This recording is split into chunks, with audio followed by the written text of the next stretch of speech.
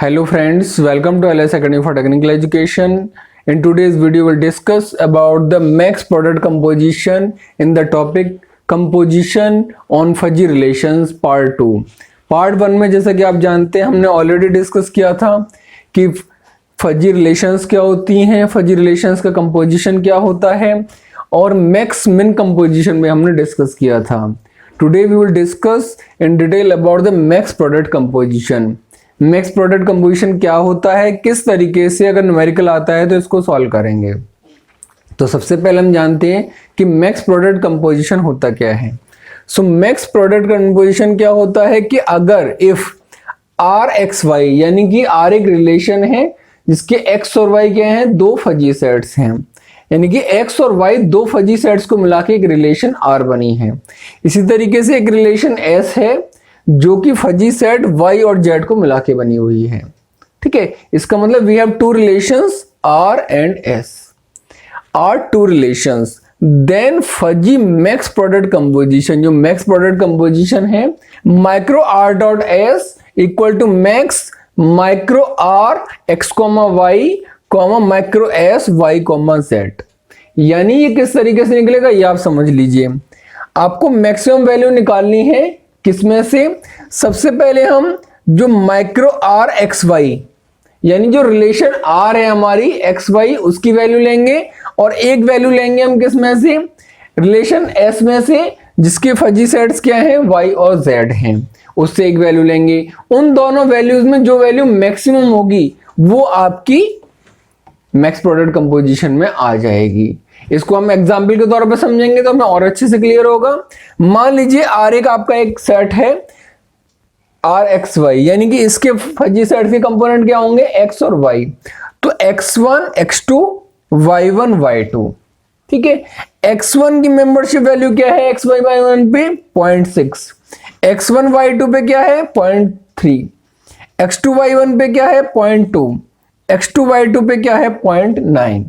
इसी तरीके से रिलेशन S है जो हमने कहा था जिसके Y और Z आपके फजी सेट्स हैं और उनकी जो मेंबरशिप वैल्यूज हैं डिफरेंट वैल्यूज पर वो हम बताए थे.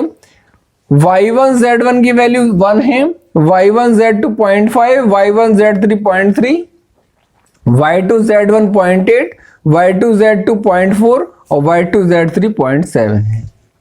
ठीक है, ये आपको दो सेट दिए हुए हैं, रिलेशनल सेट यानी कि दो रिलेशन वाले सेट.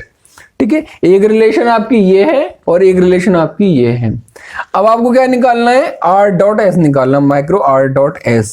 ठीक है, तो जब भी हम एक्स वाई और वाई जेड की हेल्प से सेट निकालेंगे तो जो आपका सेट आएगा एक्स वाई और वाई जेड पर वो आपका क्या आएगा, x डॉट जेड आएगा. यानी एक ऐसा सेट आएगा दोनों के कंपोजिशन करने से जिसके कंपोनेंट क्या होंगे, x और z होंगे. अगर एक्स वाई पहला सेट है और वाई जेड दूसरा सेट है तो उनके कंपोजिशन से जो नया सेट आएगा उसके वेरिएबल्स क्या क्या होंगे, x और z होंगे. ठीक है, तो जो भी वेरिएबल होंगे x और z, x की तो दो वैल्यूज हैं x1 x2 और z की कितनी वैल्यूज हैं, 3 वैल्यूज हैं, z1 z2 z3. अब ये जो हमारी वैल्यूज आई, ये वैल्यूज हमारी कैसे कैलकुलेट हुई ये हमें डिस्कस करना है. ठीक है, ये वैल्यूज आपके आंसर में आएंगी लेकिन ये आई कैसे उसको हम वन बाय वन डिस्कस करते हैं. यानी सबसे पहले हमें क्या निकालना है, x1 z1 निकालना है. ठीक है, फिर क्या निकालेंगे, x1 z2, फिर x1 z3, उसी तरीके से x2 z1, x2 z2, x2 z3 निकालेंगे और आपका आंसर आ जाएगा. अब देखिए सबसे पहले हमें क्या निकालना है, x1 z1 निकालना है. तो माइक्रो x1 z1. ठीक है, कैसे निकलेगा, मैक्स. अब हमें क्या निकालना है, x1 z1 निकालना है. तो x1 z1 कैसे निकलेगा, इस सेट से तो हम वैल्यू लें x1 y1 जिससे कि x1 आ जाए और इधर से क्या लेंगे हम वैल्यू, y1 z1 लेंगे. इधर से लिया x1 y1 और इधर से वैल्यू क्या लिया हमने, y1 z1. तो हमें कौन सी वैल्यू मिलेगी, x1 z1 मिलेगी. ठीक है, यानी ये वैल्यू और ये वैल्यू. क्यों, क्योंकि ये पूरा सेट आपका x की कैटेगरी में आ रहा है और ये पूरा सेट किसकी कैटेगरी में आ रहा है, आपका z1 की कैटेगरी में, जो आपको चाहिए x1 और z1. ठीक है, दूसरी आपको वैल्यू कैसी मिलेगी, x1 y2 लेंगे आप क्योंकि आपको x1 चाहिए. ठीक है। और दूसरी अगर x1 y2 यहां पर है तो यहां पर हम कौन सी वैल्यू लेंगे, y2 z1 लेंगे, क्योंकि x1 y2 है और इसलिए y2 हमें z1 लेना पड़ेगा। क्यों, y2 को हमें डिसअपियर करना है। दोबारा से समझ लीजिए इसको, जो हमें चाहिए फाइनली x1 z1 की फॉर्म, x1 z1 की फॉर्म चाहिए, तो इधर से x1 y1 लिया तो y1 को डिसअपियर करना है, तो इधर से y1 z1 लिया हमने, x1 y1 इधर से s वाले से y1 z1। और जब हम x1 y2 लेंगे इधर से, तो इधर से क्या लेना पड़ेगा, हमें y2 z1 लेना पड़ेगा। ठीक है, तो देखिए अब हम किस तरीके से इसकी वैल्यू को कैलकुलेट करेंगे। इधर से देखिए x1 y1 क्या है, x1 y1 क्या है 0.6।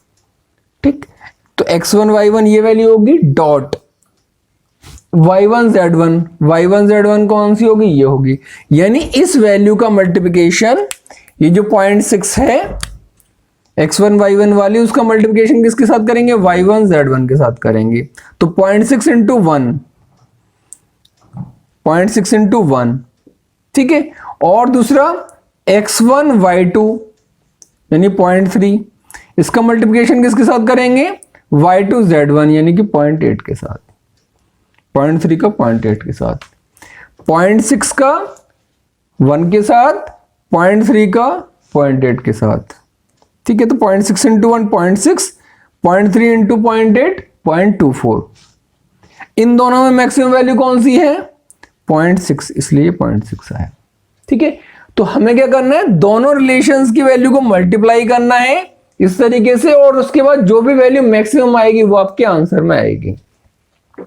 अब अगली वैल्यू हमें क्या निकालनी है, x1 z2। ठीक है, कौन सी वैल्यू लेंगे जब x1 z2 निकालना है हमें, x1 y1 इधर से लिया और इधर से क्या लेंगे y1 z2। क्यों लिया, क्योंकि हमें z2 भी चाहिए। तो x1 y1 और y1 z2 इधर से, यानी कि 0.6 का 0.5 से मल्टीप्लाई। ठीक है, और दूसरी वैल्यू क्या होंगी हमारी, अगर हमें x1 z2 चाहिए, x1 तो इधर से लेंगे 0.3, ठीक है, और इधर से कौन सी लेंगे, y2 z2। x1 y2 तो इधर से क्या आएगा, y2 z2। ठीक है, तो 0.3 और 0.4। ठीक है, तो ये कितना आ गया, 0.6 और 0.5, 0.30, 0.3 और 0.4, 0.12। इनमें मैक्सिमम कौन सा, 0.33, 0.3 आ गया। यानी x1 z2 क्या आ गया, 0.3 ये आ गया, x1 z2 0.3। ठीक है, अगली वैल्यू देखिए। अगली वैल्यू आप अगर आप चाहें इसको सिंपल वे में तो आप ये समझ सकते हैं, ऐसे करना है हमें 0.6 1 0.3 इंटू 0.8, फिर क्या करना है 0.6 इंटू 0.5 0.3 इंटू 0.4। यानी इधर से वैल्यू एक तरीके से देखा जाए तो रो वाली वैल्यू लेनी है, इधर से कॉलम वाली वैल्यू निकालनी है जब हम x1 के लिए निकाल रहे हैं। इसी तरीके से जब x2 के लिए निकालेंगे तो इधर से रो लेंगे और इधर से कॉलम ले लेंगे, तो भी आप डायरेक्टली वैल्यूज को कैलकुलेट कर सकते हैं।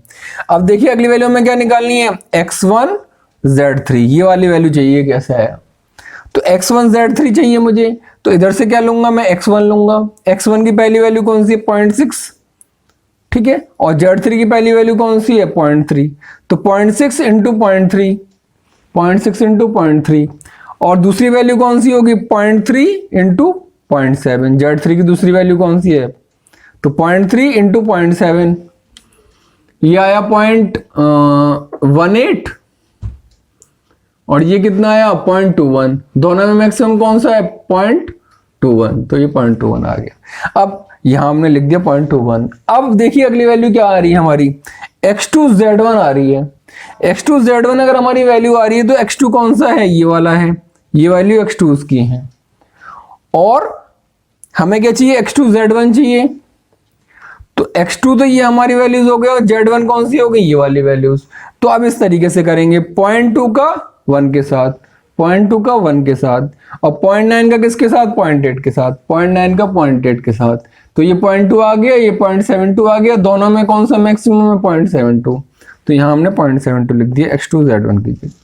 अब क्या निकालना है, x2 z2, तो मैक्सिमम ऑफ किस किस का, x2 तो ये हो गया, और z2 आपका ये है, तो 0.2 इंटू 0.5, 0.2 इंटू 0.5, और 0.9 का किसके साथ, 0.4 के साथ, 0.9 के किसके साथ, 0.4 के साथ।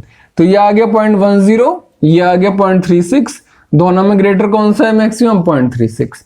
तो x2z2 क्या आ गया, 0.36, x2z2 कितना आ गया, 0.36। ठीक है, ये मैक्स प्रोडक्ट निकालने का तरीका है। लास्ट वैल्यू निकालिए, x2 इधर से, z3 इधर से, यानी x2 z3 निकालना है। तो कैसे निकलेगा, मैक्स x2 तो आपका ये रहा और z3 कौन सा, ये रहा। तो 0.2 का 0.3 के साथ मल्टीप्लाई, 0.2 इंटू 0.3, और 0.9 का किसके साथ, 0.7 के साथ, 0.9 का 0.7 के साथ। तो मैक्स 0.06 और 0.63, दोनों मैक्सिमम कौन सा है, 0.63। तो ये आ गया 0.63, यानी x2z3 क्या आ गया, 0.63, x2z3 क्या आ गया, 0.63। इस तरीके से आपकी ये वैल्यूज भी निकल आई। तो हमारा क्या निकल आया, दोनों का ये मैक्स प्रोडक्ट कंपोजिशन आपका कैलकुलेट हो गया। इसी तरीके से कोई सा भी आप मैक्स प्रोडक्ट कंपोजिशन निकाल सकते हैं in the composition on fuzzy relations. I hope आप लोगों को क्लियर हो गया होगा। अगर आपको कोई भी डाउट है तो आप कमेंट सेक्शन में पूछ सकते हैं। Thank you so much.